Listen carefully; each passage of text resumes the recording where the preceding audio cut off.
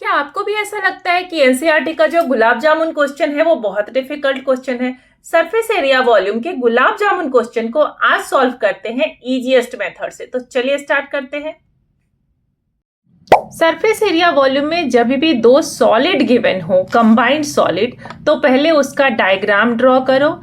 Diagram जैसे मान लो यहाँ पर हमारे पास गुलाब जामुन है, तो इसमें एक सिलेंडर और दो हेमिस्फीयर है, ठीक है। उसके बाद जो जो इंफॉर्मेशन गिवन है, जैसे मान लो यहाँ पर मैंने लिखा टोटल लेंथ 5 सेंटीमीटर गिवन है, डायामीटर गिवन है 2.8 सेंटीमीटर। तो पहले क्या चाहिए हम लोग को? डायामीटर नहीं चाहिए, रेडियस चाहिए।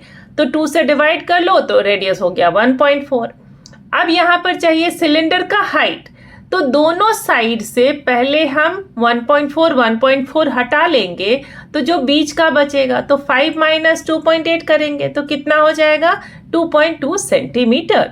अब आते हैं फॉर्मूला पर, ठीक है। वॉल्यूम ऑफ गुलाब जामुन मतलब क्या? Volume of cylinder plus volume of one sphere, क्योंकि दो हेमिस्फीयर कंबाइंड है। अब फॉर्मूला लिख लेते हैं। यहाँ पर हमारा फॉर्मूला हो जाएगा, वॉल्यूम ऑफ सिलेंडर क्या होता है? पाई स्क्वायर एच, और वॉल्यूम ऑफ हेमिस्फीयर तो नहीं लेंगे, हम लोग स्फीयर ले रहे हैं, तो वॉल्यूम ऑफ स्फीयर क्या हो जाएगा? 4/3 पाई आर क्यूब। चलिए लिख लेते हैं formula, pi R square H plus 4/3 pi R cube, ठीक है। अब देखो, अब हमारे पास क्या हो गया? ये तो हो गया हमारा volume of cylinder, volume of sphere. अब यहाँ क्या है कि पाई आर स्क्वायर दोनों में है, तो कॉमन ले लेते हैं। अब हमारा जो ये हमेशा मेंसुरेशन में याद रखना है, कॉम्प्लेक्स कैलकुलेशन को सिंपल बनाना है कॉमन लेकर के। अब यहाँ हम लोग क्या लिखेंगे? 22/7 इंटू 1.4 इंटू 1.4, ठीक है। और यहाँ h कितना था हमारा? 2.2। अब प्लस क्या लिख लेंगे हम लोग? 4/3 था, तो 4 मल्टीप्लाइड बाय 1.4 और डिवाइड कर देंगे 3 से, है ना। अब ये जब लिख लिए हम लोग, तो अब कैलकुलेशन में क्या करना है? देखो 7 से हम लोग कट कर लेंगे, यहाँ पर 1.4 है, तो 7 2 हो जाएगा, लेकिन 0.2 होगा, वो याद रखना है। और ये मल्टीप्लिकेशन देखते हैं कि कौन सा आसानी से हो सकता है। 22 इंटू 0.2 करेंगे तो 4.4 हो गया। अब यहाँ पर 1.4 आया।